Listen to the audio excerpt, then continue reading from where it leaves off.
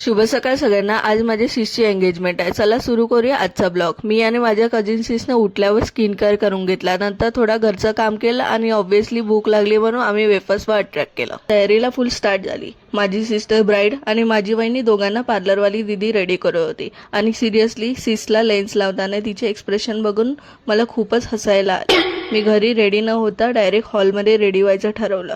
अर्धी फॅमिली सोबत निघालो. तयारीच्या रशमध्ये आम्ही हॉलकडे निघालो. एक एक मुमेंट खूपच स्पेशल वाटत होता.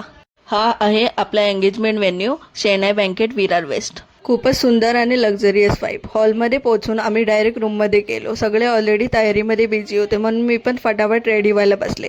पार्लरवाली दीदीने एकदम मस्त मेकअप आणि हेअरस्टाईल केला.